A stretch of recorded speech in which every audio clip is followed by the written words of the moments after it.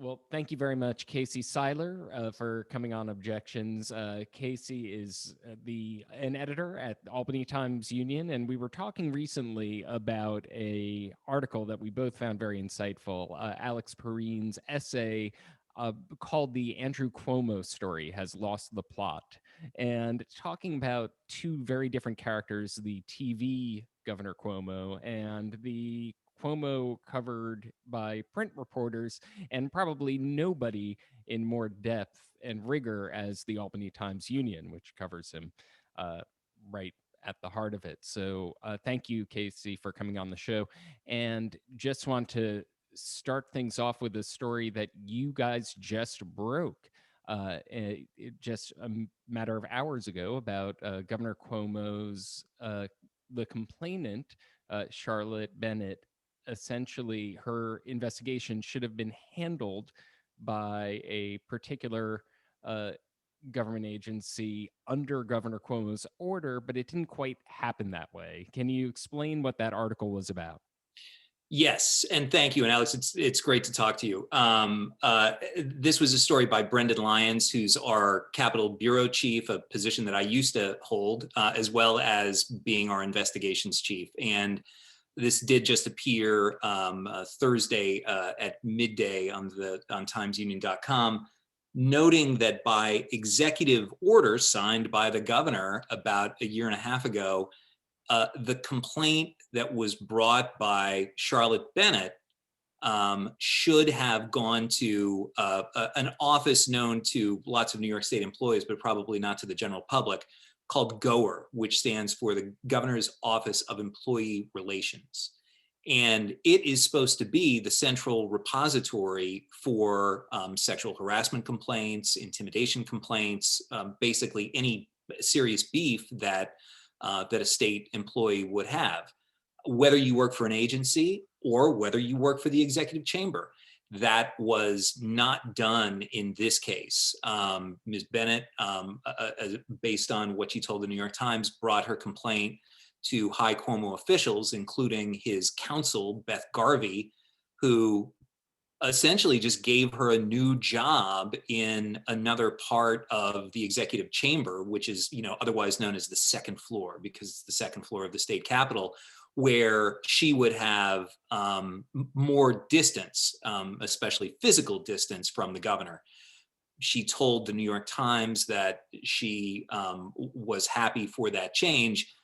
Beth Garvey, the governor's counsel, in the statement that she put out that was included in the Times story and put out to the rest of the media, said, "Oh, she thought that was great. It was a job. The job that she was given was a job that she aspired to, that she really wanted, and she thought the resolution was satisfactory." Now, clearly, based on what Ms. Bennett told the Times and has said subsequent to that, she does not view that this situation was satisfactory. And she clearly views what happened after she brought this complaint forward to have been a bit of a cover-up. And of course, Beth Garvey and Cuomo's office was asked if this complaint had gone to GOER, and their response was, "We're not offering, as we have said previously, we're not going to comment on this matter until the Attorney General's review is completed." Now, Beth Garvey said that she was not going to comment on this matter anymore about 3 comments ago. And in addition to that, their statement that they would not be commenting on this any further came about 24 hours before the governor issued his lengthy statement of sort of apology. And that was Sunday night. And then, of course, on Wednesday, he had a press conference where, despite the fact that they had said that they weren't going to comment on this anymore, he continued to comment on it, restated many of the points in his apology, said that, yes, in fact, he had taken the state-mandated sexual harassment training that all New York employees and employers are supposed to take. He has, however, not said when he actually took it. So I'm sorry, that's a very long answer to your question, but there you go. But that's one of the things that, circling back to what I said a little bit earlier about this whole TV Cuomo versus print Cuomo. These require long answers, and you were just saying about how the Goer, this agency, is not very well known among New Yorkers, let alone a national audience. So, can you talk about this concept that the very arcaneness of these systems of accountability have insulated the governor in the past, and what the significance of this finding that Albany Times Union broke means?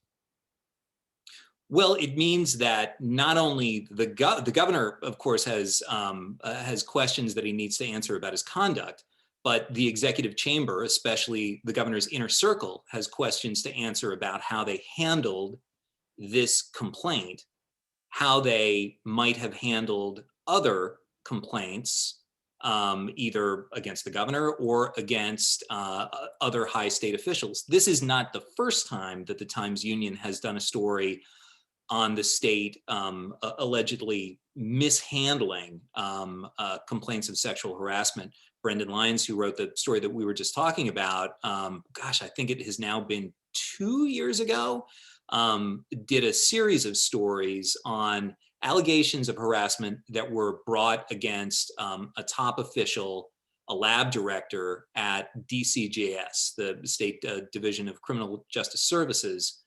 2 women offered testimony to the state inspector general about this individual named Mark Gestring, and they were subsequently basically demoted. They were allowed to kind of drop down into lesser jobs, but those involved, title reductions and significant drops in their salary. One was given an office that was closer to a closet than an actual office. That situation, when it was brought to light by the Times Union by Brendan Lyons, caused considerable embarrassment for the governor, because it appeared that the efforts to quiet down this matter went all the way up to the executive chamber, and in fact involved the governor's counsel at the time, Alfonso David. And once again, it's a long answer to the question of why are these things so so complex. And we're talking about huge, powerful instrumentalities. We're talking about a vast bureaucracy that has all manner of mechanisms for dealing with these types of complaints. Victims are often fed into the machine and ground up, and but it doesn't usually happen in the governor's office right off the Red Room, on the second floor of the state capitol. But according to Ms. Bennett, that's exactly what happened in this case. Mm. And in terms of this particular story, was this instrument, or what was supposed to be an instrument of accountability, was instead operated by instead of going to the independent agency, it went to the governor's loyalist. Let's step back to how we know each other. We were both covering the Albany on trial cases. This was the case particularly of Joseph Percoco, Cuomo's former top aide and right-hand man, as he's been called. That happened when another supposedly independent system of accountability, the Moreland Commission, broke down. Can you explain that backdrop? Well, we are now going back in the day, without a doubt. Yeah, but absolutely. The Moreland Commission, the origins of the story of the Moreland Commission goes back to 2013, when then still relatively new Governor Andrew Cuomo, he had been in for a little bit more than 2 years at that point, said, okay, now I am making my big push on ethics, and the legislature is either going to pass a broad and powerful piece of ethics reform legislation, or I am going to call together a Moreland Commission. And the Moreland Act is a 100-year-old piece of legislation that empowers the governor to convene an investigation of any manner that involves state funding. And that basically is everything, because of course, state monies are spread around so prodigiously in New York, and that was even the case a century ago. So toward the end, or it might have been slightly after the end of the 2013 session, having gotten no response from either legislative house, then controlled on the Assembly side by Sheldon Silver and on the Senate side by Dean Skelos, both of whom either have served or are currently serving federal prison time. Sheldon Silver in the same facility in Otisville with the aforementioned Joe Percoco. They basically told the governor to go pound sand, failed to pass the legislation, and so the governor created a Moreland Commission that was bipartisan, that had a heavy representation of county district attorneys. Kathleen Rice from Long Island was one of the co-chairs of the panel, and they were given a broad mandate to investigate official corruption on the local level, all the way up. Was told they can go anywhere they want, and they were given a staff and set to go about their work. And it was supposed to last 18 months. And it's a very long story again, but the short version is, after 9 months, in March of 2014, which was the governor's first re-election year, as part of the negotiation of the state budget with the aforementioned Messrs. Skelos and Silver, the governor announced, big surprise, that he was going to shut down the Moreland Commission because the legislative leaders were going to give the governor what he viewed as enough reform legislation in the budget package that he was satisfied. That, in other words, the Moreland Commission had accomplished its goal of goading the legislature toward reform, and there you go. Now, over the course of the Moreland Commission's life, there had been reports that the executive chamber, meaning the governor, had meddled in its operations. But it wasn't until the midsummer of 2014, a couple of months after the Moreland Commission went bye-bye, that the New York Times bureau, then headed by Suzanne Craig, who has gone on to do fantastic work covering Donald Trump. She was part of the team that did such great work on the president, or the former president's, taxes, did a large investigative story on exactly the extent to which the administration had meddled with the Moreland Commission, had blocked it when its members wanted to issue subpoenas, and basically made it clear that the reason the Moreland Commission went away is because some of its investigations were getting uncomfortably close to the governor. And lo and behold, that eventually leads to Preet-Bharara's series of cases, the Albany on trial cases, and eventually the conviction of Joseph Percoco. Governor Cuomo was reelected after Percoco's conviction, correct? He was not in, in 2014, we were unaware. 2014, when Joe Percoco was serving as the campaign manager for Cuomo's first reelection campaign, that's when he was, as we learned, doing all of his crimes, because he was ostensibly not working for the executive chamber, but he was doing consulting work for a number of companies with business before the state. And what was proven by the Southern District, by Preet-Bharara's prosecution team, is that he was using his powers as a state official, albeit when he was out of office, but still working out of the governor's actual physical office, to press the gears and levers of power to help the governors, or to help these his clients, meaning Percoco's clients in his quote unquote consulting work, who were also, many of them, generous donors to the governor's campaign. That is what eventually came out in the Albany on trial cases, and brought down not only Joe Percoco, but many of those businessmen, all of them men, who were donating to the governor and funneling money to Percoco and to Todd Howe, who was a longtime Cuomo associate and lobbyist, who eventually flipped and became a federal witness. And of course, the flip side, the second big trial involved Alen Caballeros, who was the head of a wing of SUNY Polytechnic Institute, as it was known, and was really the point man for the development of kind of a nanotechnology necklace of facilities across upstate, from Utica all the way out to Buffalo, and that formed the bulk of the kind of the pay-to-play action that went on there formed the bulk of the second trial. So it was a mess. Mm.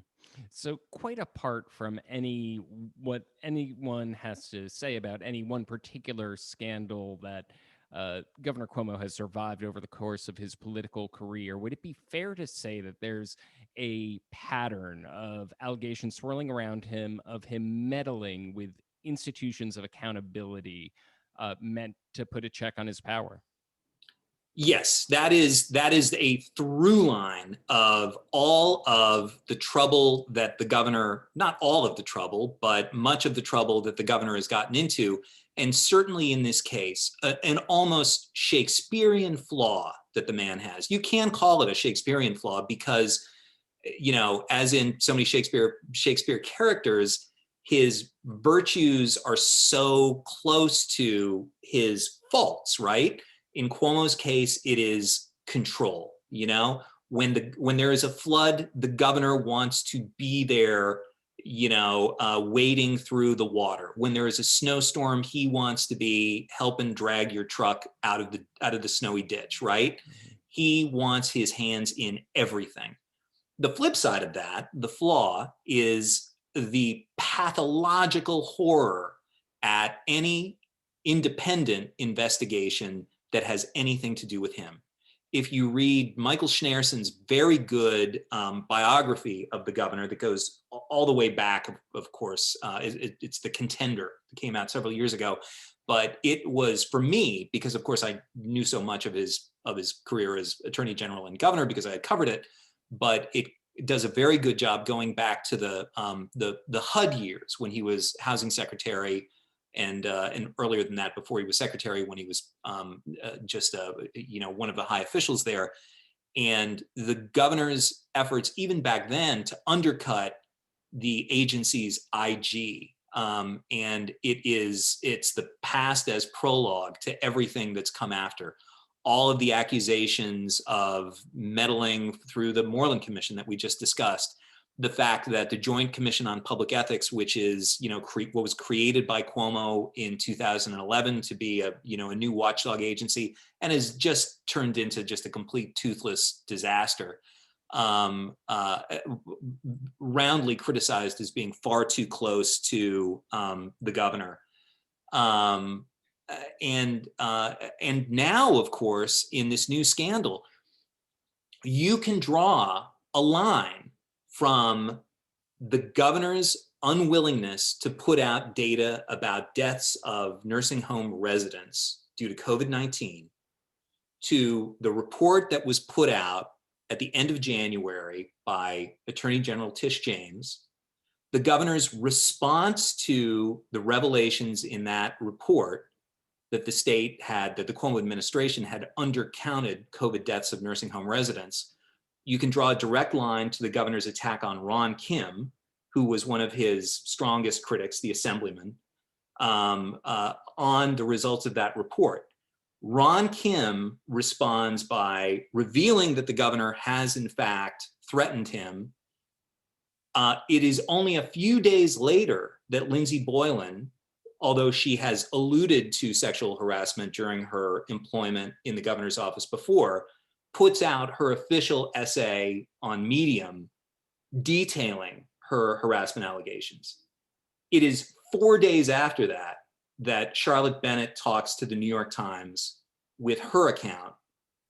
And then, of course, it's 2 days later that Anna Rook talks to the Times about her encounter with the governor at the wedding of one of the governor's own top aides, Gareth Rhodes, in 2019, where she says the governor touched her inappropriately, kind of came in for a kiss. And there's, of course, the photo that the Times got where you can see the governor with his hands on her, and she is clearly discomfited. I think it's fair to say. Right. I mean, another word might be horrified from the look on her face. I don't Yeah, think that would really take it too far.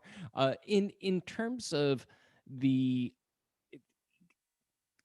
as you describe it, it sounded like a number of dams breaking. But I wanted to kind of pivot to another story that Albany Times Union broke, uh, that showed that you reached out to every single governor in the nation to discuss whether they're standing by Governor Cuomo to head that governors association. What were the results of that outreach? Yeah, this was a story that Emily Munson, who's our DC correspondent, did in collaboration with Ed McKinley and Mandy Freeze, both of our Capitol Bureau. I helped a little bit trying to email governor's spokespeople to see, and the question was a very simple one. Considering the fact that the Governor Cuomo is under investigation for both the nursing home scandal and these sexual harassment allegations, do you think it is appropriate for him to remain as chair of the National Governors Association? And we got crickets, not even, I don't want to comment, or we're going to let this one go, or anything like that. Just no response from almost everybody we communicated with. The few exceptions included Ned Lamont, who is, I believe, a member of the board of the NGA, who said basically, no, we think we're glad there's an investigation. This situation, the governor will only hold this post until June, when basically the leadership will turn over again. It alternates between a Democratic governor and a Republican governor. So Cuomo was selected last June, when, of course, he was riding high as everybody's kind of favorite pandemic briefer, when his briefings were giving a lot of comfort to people, not just in New York, but across the country. So Cuomo seemed like a good high profile pick at that time for the NGA. They have kind of come a cropper of that now. And Asa Hutchinson, I should say, though he did not respond to our questions, his spokesperson sent a clip of him being asked a question about Cuomo in a news conference. And he basically said, hey, we understand there's an investigation here. Please remember that Governor Cuomo was the pick of the Democratic governors, not of the Republican governors. So. And yet, with the response, it was bipartisan crickets. Wouldn't that be a fair statement? Yeah, it was wonderful to see at this time of polarized political space that there are certain things that can bring people together, and one of those is ducking tough questions. So. Right. And so, obviously, Governor Cuomo is a man of some political survival that has served him for a very long time in positions of power in New York government. In terms of what we were talking about earlier, the TV Cuomo versus the print Cuomo, do you agree with the central conceit of that story, that basically the public is getting a glimpse of what print reporters have long been observing about the governor in terms of use of power, in terms of the systems of accountability, and all the things that we've been discussing?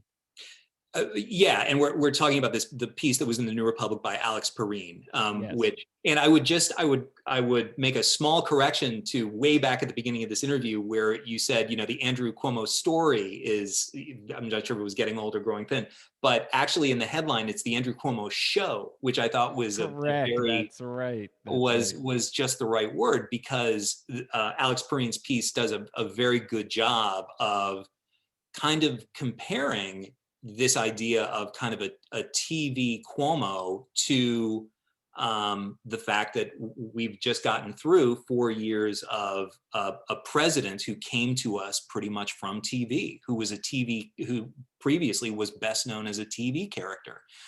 And yeah, I mean, look, I don't want to overdo the kind of TV versus print element of this, because I have worked at the Capitol with a lot of really outstanding TV reporters who understand the whys and wherefores of the state government and the budget process and other extraordinarily complex things in ways that any print reporter would do very well to match, without a doubt. But yes, without a doubt, there is an element of covering Andrew Cuomo that requires the kind of time and space just in terms of inch count that that print and of course online, I don't want to say print, but let's say prose then, affords you with, that TV, which has to move along at a slightly snappier pace, doesn't always afford. And just to clarify, I didn't understand the essay either to be denigrating TV reporters at all. It seems to point to a unique challenge of covering the Cuomo story and many stories, that how do you illuminate systems of power and the people who operate those and navigate those systems? Has the story made you consider those themes, and what is the challenge for journalists of any medium trying to follow the ever-evolving twists and turns of this Cuomo saga, now that we see this pattern emerging and reemerging? Well, okay, very, very quickly, I'll turn it around on you. Okay, so what is, in book form, the greatest elucidation, the greatest explanation of the workings of political power, let's say in New York, but it really almost in any state in the Union? What is that book? The greatest elucidations of... In other words, what's the best book about the workings of political power?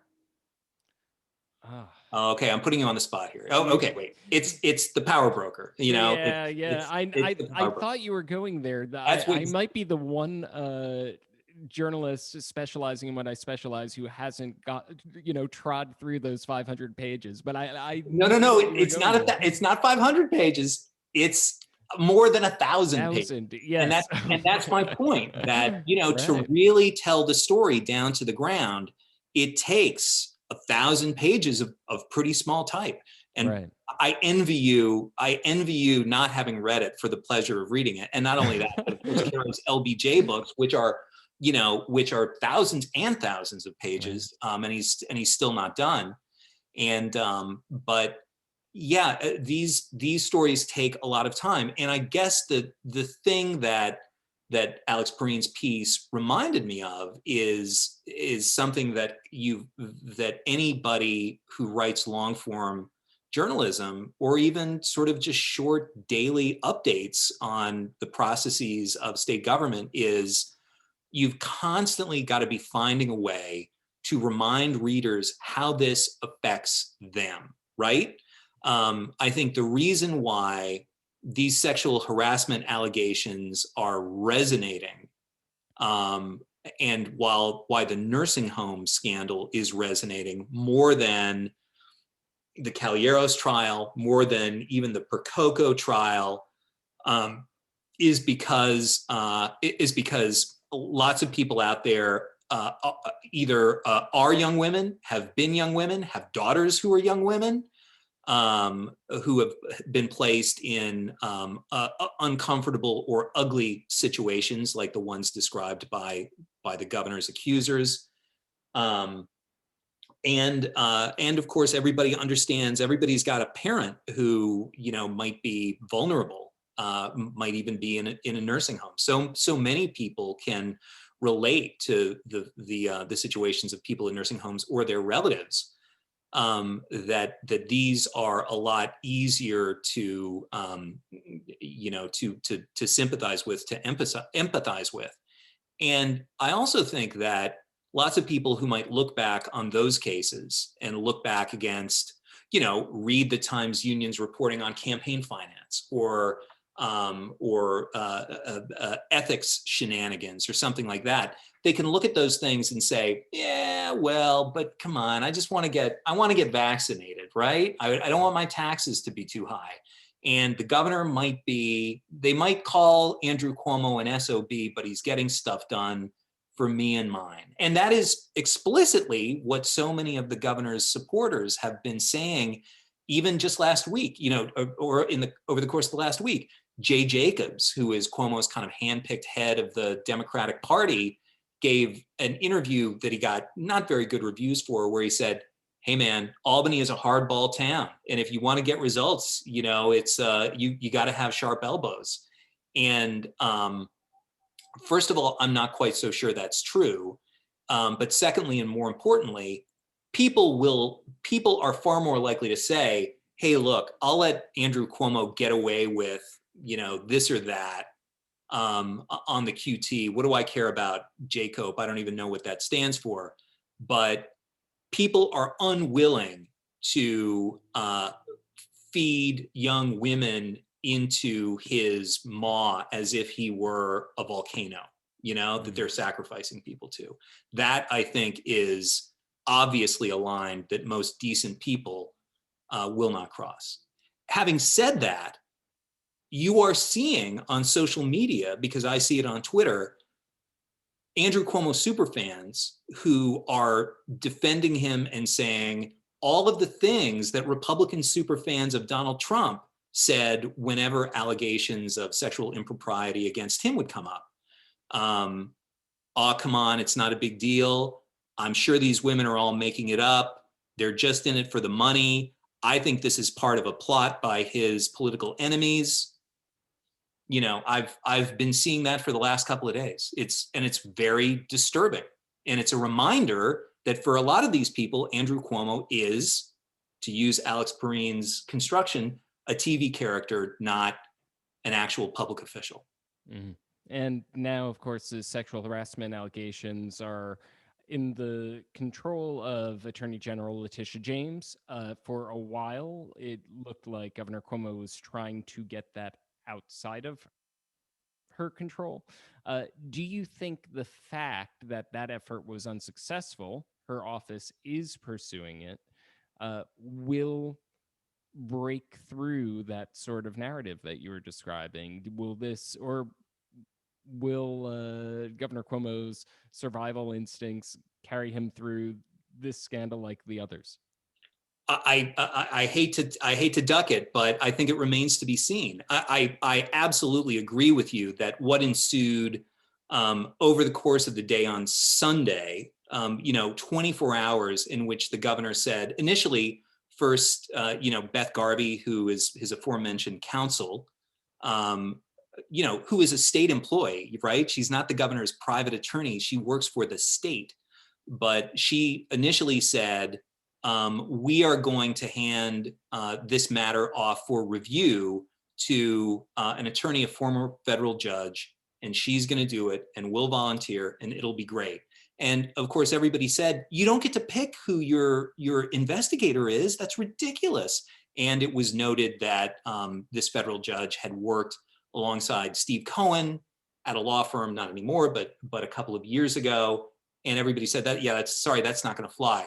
At which point the governor's office dropped back and said, okay, I'll tell you what, we'll let Tish James and Chief Judge Janet DeFiore pick who the outside investigator is going to be.